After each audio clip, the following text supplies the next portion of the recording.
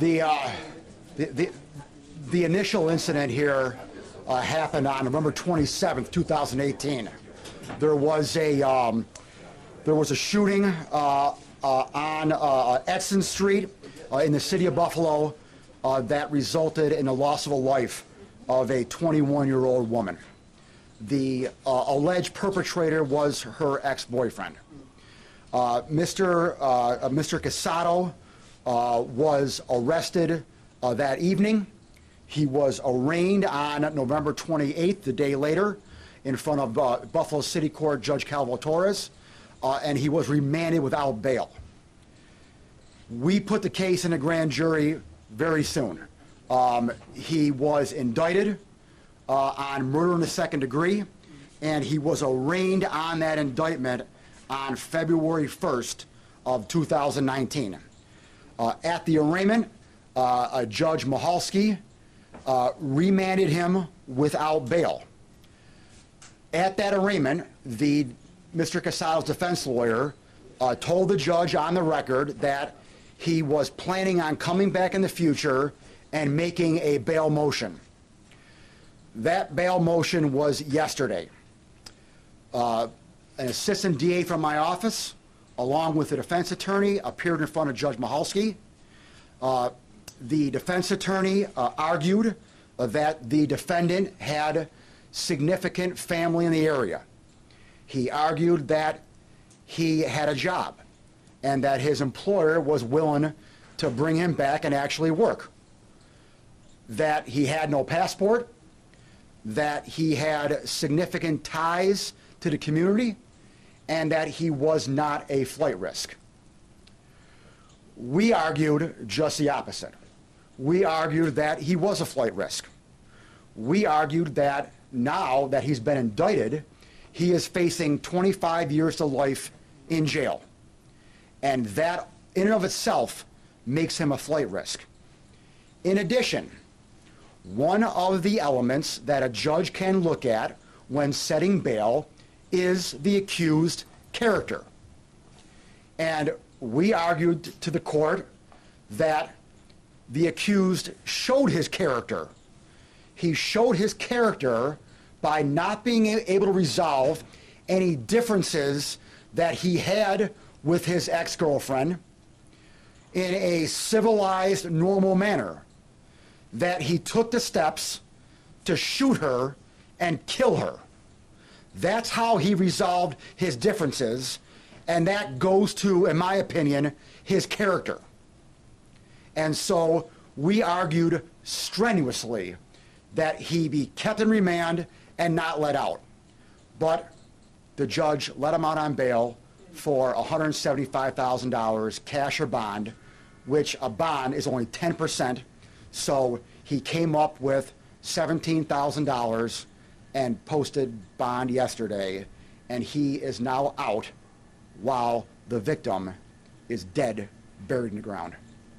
And while I'm not going to comment on what I personally think of this, I think that you all know me well enough. I think that the people of Western New York now, in 2 years, have seen me enough and know me well enough to know my tone and my attitude, and I'll let my body language now speak for itself. Is this an unusual step to grant bail? In my 2 years and 2 months, I cannot remember bail being given on a homicide. How frustrating is this for you? As you can tell by my tone and my body language, I feel for the victim's family, because the victim's family is now calling my office and they're asking me, Mr. Flynn, what happened? And I now got to tell them what happened. So, you know, I am feeling nothing compared to the victim's family. They're the ones who are in pain here. And again, bail or no bail isn't going to resolve their pain, all right? Their daughter is dead. And so, you know, they are going through that with or without bail. So, you know, keep that in mind. So this is a judge's decision, so absolutely. you had limited recourse. Is there I got no recourse.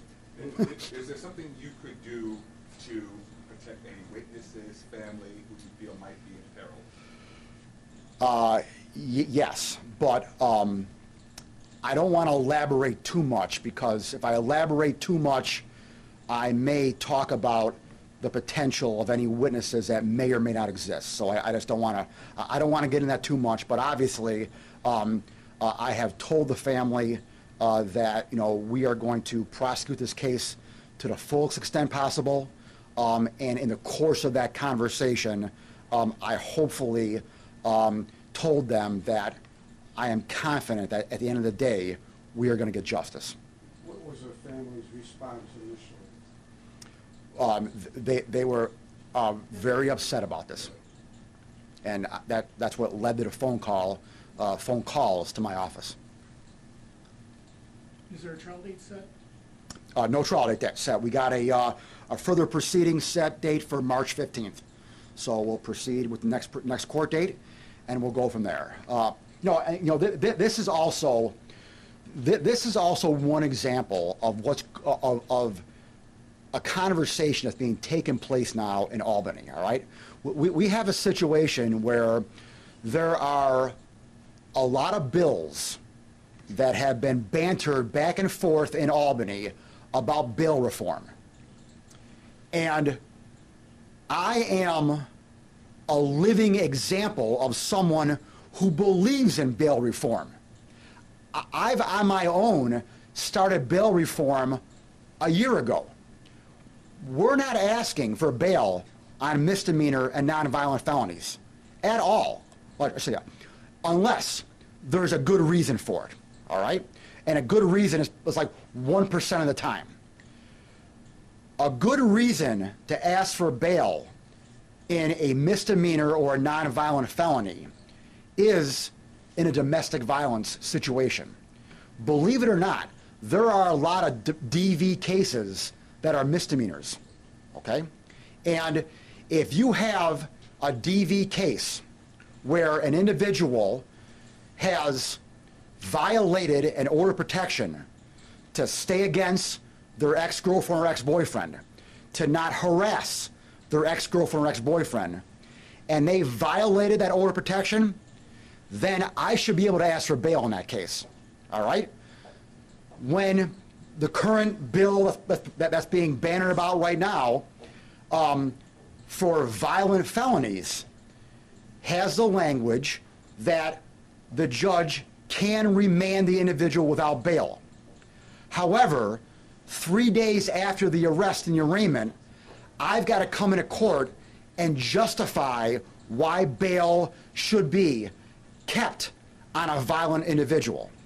And the presumption is that the person is going to be let out. I am adamantly against that. In addition, they want to make the language for these violent felony cases where if there is a perceived or a real threat to a specific individual, then the person can be held remanded without bail. But it's got to be threat to a specific individual, not the public in general. In my opinion, it should be the public in general, because in a homicide, the specific individual who's the victim is dead. So, in my opinion, an individual who's committed a homicide, the potential threat is to the public and not just a specific individual. So, I mean, I am all for bail reform. I am all for getting rid of cash bail for misdemeanors and nonviolent felonies. However, I need to have the ability for exceptions, and I need to have the ability to ask for bail on violent felonies like this case right here. In this case, it wouldn't matter because the judge let him out anyway. Anything else?